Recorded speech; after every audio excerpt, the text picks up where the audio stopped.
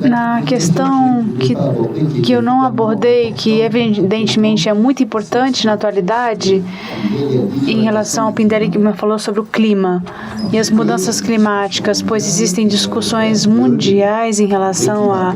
Os climatólogos nos dizem que se continuarmos a enviar gases de efeito estufa, a temperatura vai aumentar cada vez mais e, portanto, é preciso usar todos os meios disponíveis para diminuirmos as emissões de gases de efeito estufa, que vem, sobretudo, em relação de energia, dos combustíveis fósseis, petróleo, gás e,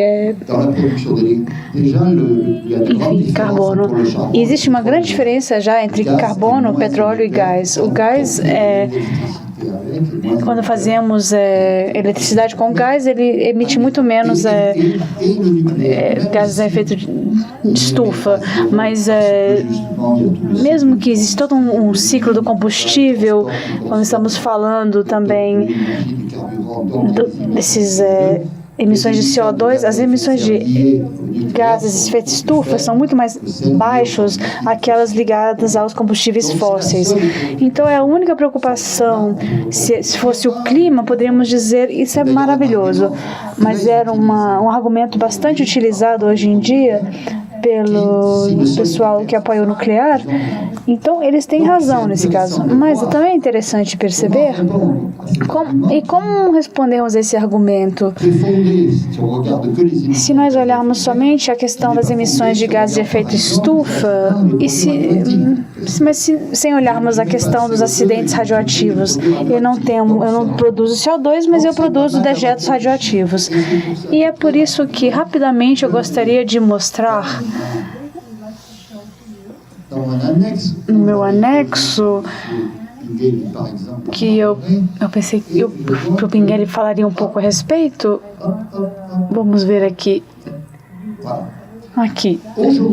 Atualmente, o setor nuclear reduz 2,5% das emissões, o total das emissões de gases de efeito estufa. Então, não podemos dizer que não é nada, mas também não é muito, né? Abaixo de 5%. Mas podemos dizer, se desenvolvermos bastante o nuclear, vai ser muito bom para reduzir esses gases de efeito estufa.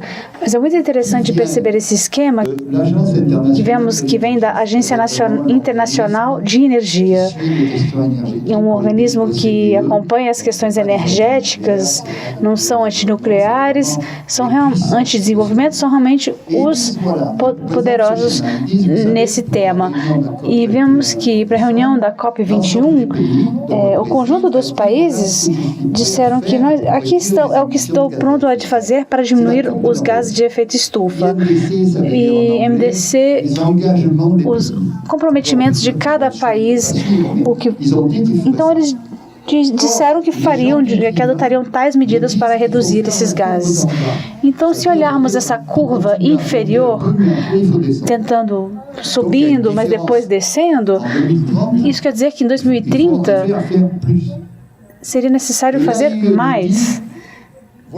E eles falaram, vocês precisam todos se esforçar como países para partir do momento onde vocês se encontram na curva em cima e chegar na curva de baixo. E o que os 15 próximos anos vamos fazer, nesses 15 próximos anos, para alcançarmos esse objetivo de chegar na curva inferior?